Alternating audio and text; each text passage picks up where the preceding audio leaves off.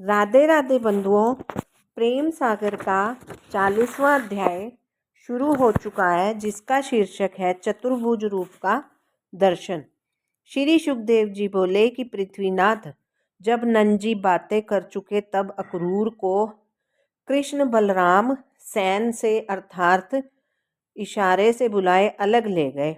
आदर कर पूछी कुशलात, कहो कक्का मथुरा की बात है। वसुदेव देवकी नीके, राजा बैर पर्यो तिन्ही के। अति पापी है मामा कंस, जिन खोयो सिगिरो यदुवंश। कोई यदुकुल का महारोग जन्म ले आया है, तिसी ने सब यदुवंशियों को सताया है।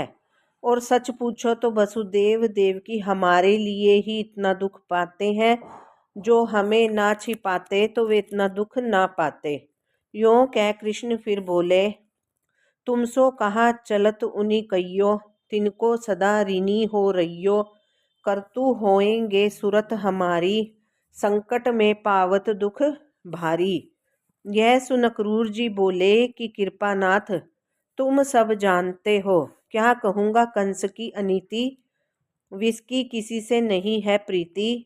वसुदेव और उग्रसेन को नित मारने का विचार किया करता है, पर वे आज तक अपने प्रारब्ध अर्थात भाग्य से बच रहे। और जद से नारद मुनि आए आपके होने का सब समाचार बुझाए के कह गए हैं, तद से वसुदेव जी को बेड़ी हथकड़ी दे महादुख में रखा है। और कल उसके यहाँ महादेव का यज्ञ है और धनुष धरा है, सब कोई देखने को आवेंगे, सो तुम्हें बुलाने को भेजा है।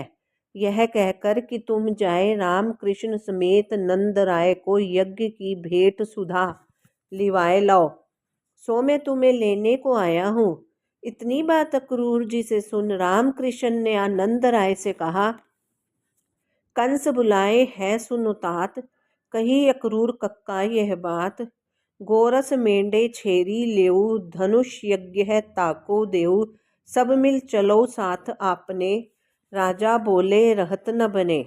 जब ऐसे समझाए बुझाए कर श्री कृष्ण चंद्र जी ने नंद जी से कहा, तब नंदराय जी ने उसी समय ढंढोरिये को बुलवाए सारे नगर में यो कह डोंडी फिरवाई दी कि कल सवेरे ही सब मिल मथुरा को जाएंगे, राजा ने बुलाया है। इस बात के सुनने से भोर होते ही भेंट ले सकल ब्रजवासी आन पहुँचे। और नंद जी भी दूध दही माखन मेंढे बकरे भैंसे ले सगड़ जुतवाए उनके साथ हो लिए। और कृष्ण बलदेव भी अपने ग्वाल बाल सखाओं को साथ ले रथ पर चढ़े। आगे भय नंद उपनंद, सब पाछे हलदर गोविंद। श्री सुखदेव जी बोले कि पृथ्वीनाथ, एकाएकी श्री कृष्ण का चलना सुन सब ब्रज की गोपियां अति घबराए व्याकुल हो घर छोड़ हड़बड़ाए उठधाई और कुड़ती झकती गिरती पड़ती वहां आई जहां श्री कृष्ण चंद का रथ था। आते ही रथ के चारों ओर खड़ी हो हाथ जोड़ विनती कर कहने लगी, हमें किस लिए छोड़ते हो ब्रजनाथ, सर्वस्व दिया है तुम्हारे हाथ।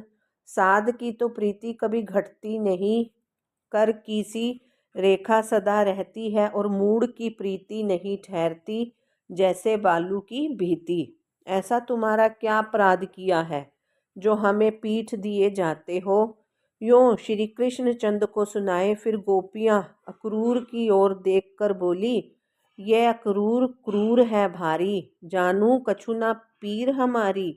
जाबिन छिन सब होती अनाथ, ताही ले चल्यो अपने साथ। कपटी क्रूर कठिन मन भयो, नाम अक्रूर वृथा किन दयो। हे अक्रूर कुटिल मतिहीन, क्यों दाहत अबला आधीन। ऐसे कड़ी कड़ी बातें सुनाए सोच संकोच छोड़ हरि का रथ पकड़ आपस में कहने लगी, मथुरा की नारियां अति चंचल चतुर रूप गुण भरी हैं, उनसे प्रीति कर गुण और रस के बस हो वहाँ ही रहेंगे बिहारी। तब काहे को करेंगे सूरत हमारी, उन्हीं के बड़े भाग हैं जो प्रीतम के संग रहेंगी।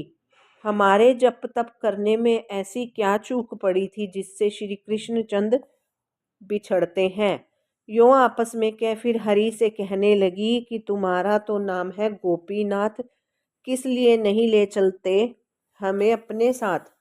तुम बिन छिन छिन कैसे कटई, पलक ओट भय छाती फटई। हित लगाए क्यों करत बिछो, निठुर निर्दयी धरत ना मोह। ऐसे तहाँ जपई सुंदरी, सोचई दुख समुद्र में परी।